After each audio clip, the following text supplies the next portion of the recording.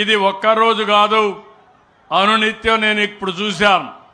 ఇక్కడే పశువులు ఇంటి దగ్గరనే ఉన్నాయి, పేడ రోడ్డు మీద ఉంది.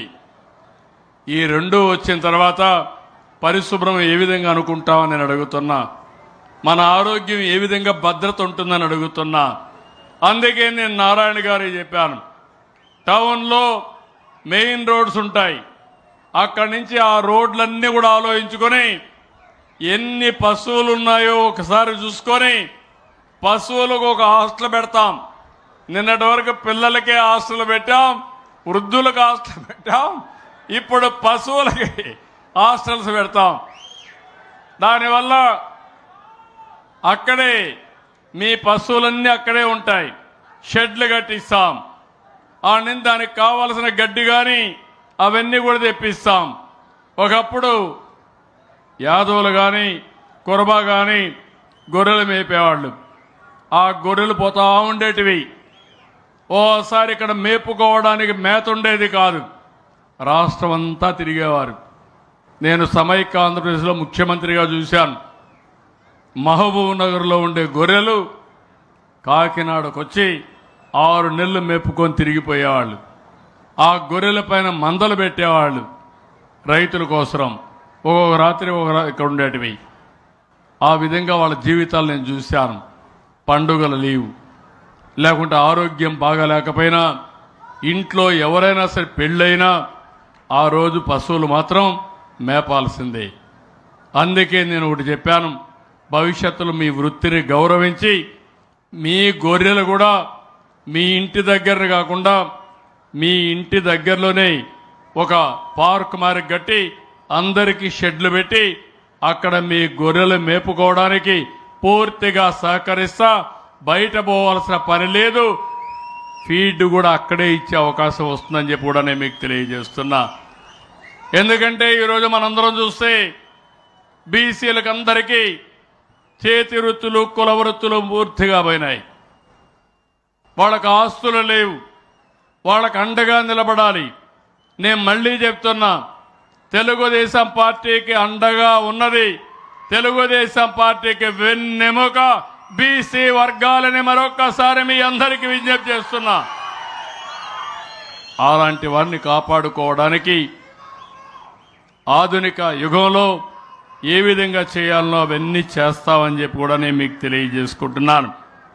ఇక్కడికి వచ్చినప్పుడు మొత్తం ఈ నియోజకవర్గంలో ఇప్పుడే మన వాళ్ళు చెప్పారు, లావు చెప్పాడు, బ్రహ్మాంద్రెడ్డి గారు చెప్పారు. వాళ్ళు అడిగింది 3 డిమాండ్లు అడిగారు. ఈ 3 డిమాండ్లు కూడా మీరు ఒక్కసారి చూస్తే నాకు పల్నాడు పైన ఎనలేని అభిమానం. దానికి కారణం మీరు నష్టపోయారు. ఈరోజు రాష్ట్రంలో పల్నాడు జిల్లా తలసరి ఆదాయంలో తక్కువ ఉంది. పల్నాడు జిల్లాలో మాచర్ల తలసరి ఆదాయం తక్కువ ఉంది. తలసరి ఆదాయం తక్కువ ఉందంటే పేదరికం ఎక్కువగా ఉందని అర్థం. అందుకే నేను ఆలోచిస్తున్నాను, దీని మీద ప్రత్యేక శ్రద్ధ పెడతాను. కలెక్టర్ గారికి కూడా ఆదేశాలు ఇస్తున్నా, మీరు కూడా వర్కౌట్ చేయండి. ప్రత్యేకమైన నిధులు ఇస్తాం, శ్రద్ధ పెడతాం. అన్ని ప్రాంతాలతో సమానంగా మాచర్ల పల్నాడుని అభివృద్ధి చేసే బాధ్యత ఈ ప్రభుత్వం తీసుకుంటాం.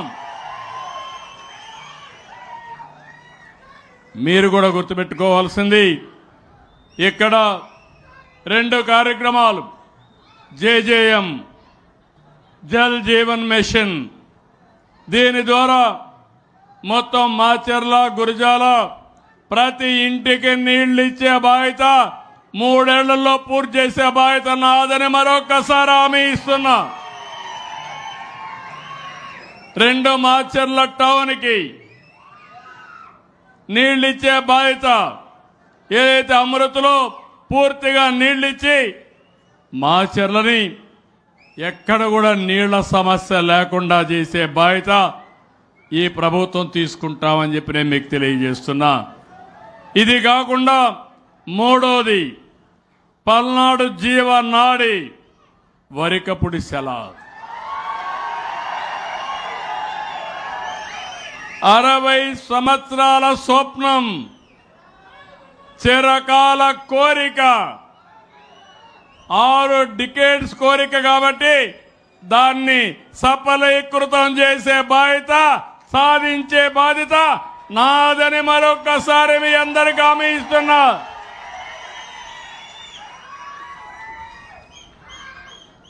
దీంట్లో కూడా మీరు చూస్తే 1,25,000 ఎకరాలకు నీరు అందుతుంది. 1,00,000 మందికి త్రాగునీరిచ్చే అవకాశం ఉంటుంది. మొదటి దశ 1.54 టీఎంసీలు, రెండవ దశ 6.32 టీఎంసీలు నీళ్లు కావాలి. ఈ రెండు కూడా చేసే బాధ్యత ఈ ప్రభుత్వం తీసుకుంటాం. అదే మాదిరిగా ఇప్పుడే లావు చెప్పినట్టు నా చిరకాల వాంఛ, ఈ రాష్ట్రంలో మెజారిటీ ఇరిగేషన్ ప్రాజెక్టులన్నీ ఎన్టీ రామారావు గారి కల అయితే ఆ తర్వాత ఆ ప్రాజెక్టులు ప్రారంభించింది, పూర్తి చేసింది సమైక్య ఆంధ్రప్రదేశ్లో కానీ నవ్య ఆంధ్రప్రదేశ్లో కానీ భగవంతుడు నాకు ఆ అదృష్టాన్ని ఇచ్చాడు, అలాంటి అవకాశాన్ని ఇచ్చాడు. ఈరోజు మీరు చూడండి, పోలవరం రాష్ట్రానికే ఒక వరం. నేను చాలా కష్టపడి 76% పూర్తి చేశాను. ఆ 5 ఏళ్ళు ఒక వ్యక్తి వచ్చాడు, వ్యక్తి పేరు నేను చెప్పను.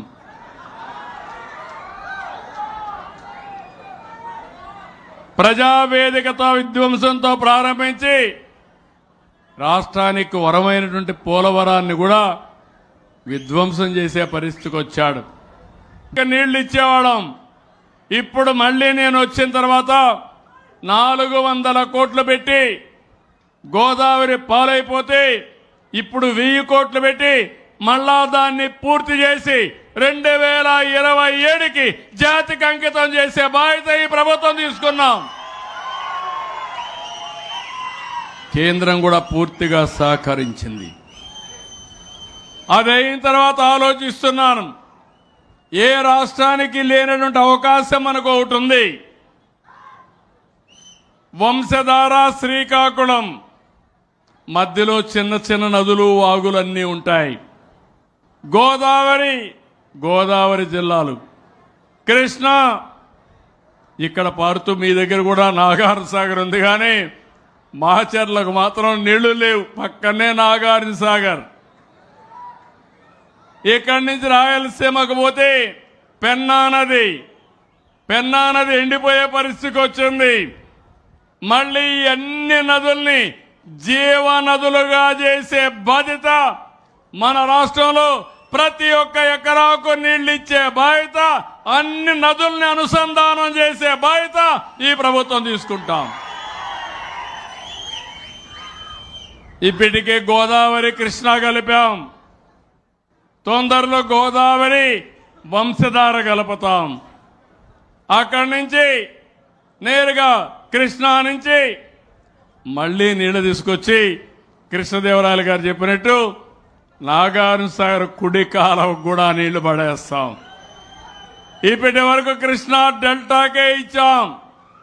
కుడి కాలువకు నీళ్లు ఇస్తే ఇంకా చివరి భూములకు కూడా సమస్య లేదు. ఈ సంవత్సరం ప్రస్తుతానికి 94% మేజర్ మీడియం ఇరిగేషన్ ప్రాజెక్టులో జల కళ కనపడుస్తా ఉందంటే అది ఈ ప్రభుత్వానికి ఉండే దూరదృష్టి అని చెప్పి నేను మీ అందరికీ విజ్ఞప్తి చేస్తున్నా. కాబట్టి ఈ 3 పనులు కూడా చేస్తాం. ఈ 3 పనుల వల్ల ఈ ప్రాంతంలో ఎలాంటి ఇబ్బంది లేకుండా ఒక పక్క వరికపుడి సెల, ఇంకో పక్క నీళ్లు నాగార్జున సాగర్కు వచ్చే విధంగా, ఇంకో పక్క ఏదైతే జేజేఎంలో ఇంటింటికి కొళాయి ఇచ్చే బాధ్యత, అమృతలో పట్టణం నీళ్లు ఇచ్చే బాధ్యత, కొళాయిలు పెట్టే బాధ్యత, ఇంటింటికి ఇచ్చే బాధ్యత తీసుకుంటాం. అదే మరి ఇంకోటి అడిగారు, ఏవైతే మిరప బోర్డు కావాలన్నారు. నేను తప్పకుండా ప్రయత్నం చేస్తాను. కానీ అది వచ్చే వరకు ఇంట్లో కూర్చుంటామని మీరు మాత్రం యూరియా వేసి మిరప పండిస్తే కొనేవాళ్ళు లేరు. ఒకప్పుడు టెస్టింగ్ ఉండేది కాదు. ఏదో మనం పంపిస్తే కొన్ని సందర్భాల్లో పొగాకులో కూడా ఏ విధంగా మోసాలు జరిగాయో మనం చూసాం గత చరిత్ర. ఇప్పుడంతా టెక్నాలజీ వచ్చేసింది. అందరూ కూడా టెస్ట్ చేస్తున్నారు. టెస్ట్ చేసి పెస్టిసైడ్స్ ఎక్కువ ఉంటే, ఫెర్టిలైజర్స్ ఎక్కువ ఉంటే రిజెక్ట్ చేసి పంపించేస్తున్నారు. మీరు పండించిన పంట గంగపాలయ్యే పరిస్థితి వస్తుంది. నేను నిన్న మొన్న చూశాను, యూరియా వేయాలంటున్నారు.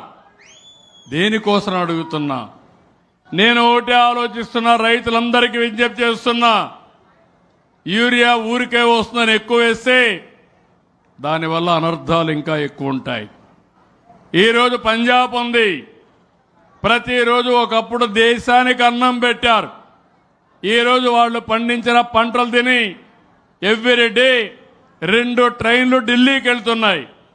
ఆ 2 ట్రైన్లు కూడా క్యాన్సర్ పేషెంట్తో వెళ్లే పరిస్థితికి వచ్చారు ట్రీట్మెంట్ కోసం. మన ఆరోగ్యం ముఖ్యం. అందుకే నేను ఒక మాట చెప్పాను, మనిషి ఆరోగ్యానికి పౌష్టికాహారం ముఖ్యం. భూమి ఆరోగ్యానికి న్యూట్రియంట్స్ అవసరం. ఈ విషయం మీరు గుర్తుపెట్టుకోవాలి. ఈరోజు మనం న్యూట్రియంట్స్ పైన ఆధారపడడం లేదు. మనిషికి ఎట్లయితే స్టీరాయిడ్స్ ఇస్తామో భూమికి కూడా స్టీరాయిడ్స్ ఇస్తున్నాం. ఆ స్టీరాయిడ్సే యూరియా, ఆ స్టీరాయిడ్సే కెమికల్ ఫెర్టిలైజర్స్. నేను చిన్నప్పుడు చూశాను, మా తల్లిదండ్రులు వ్యవసాయానికి మాత్రం అమ్మకానికి ఒక పంట, ఇంటికి ఒక పంట వేసేవాళ్ళు. ఇంటికేసే పంటకు మాత్రం ఎరువులు వేసేవాళ్ళు కాదు. వేపాకు తీసుకొని వేప నీరు అవన్నీ కొట్టేవాళ్ళు. అంటే శాస్త్రీయంగా చేసేవాళ్ళు. ఈరోజు మనందరం మారిపోతున్నాం. ప్రపంచంలో కూడా తెలివితేటలు మారిపోయినాయి.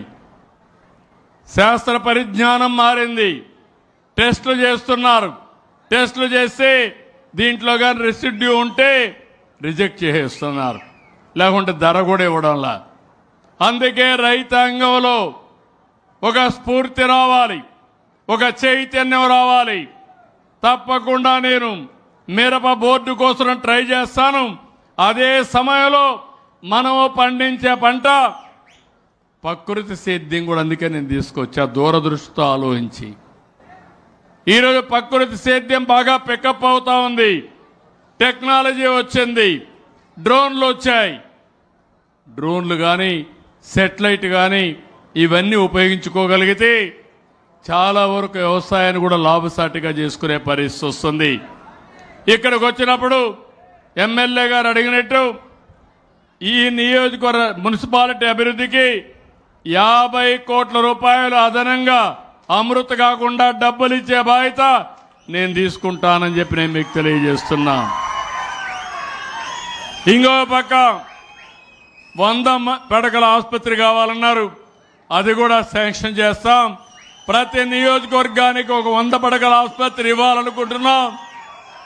అది ఏ విధంగా పెట్టాలనో తొందరలోనే ఫైనలైజ్ చేస్తామని చెప్పి కూడా నేను మీకు తెలియజేస్తున్నా. ఇంకో పక్కన పల్నాడు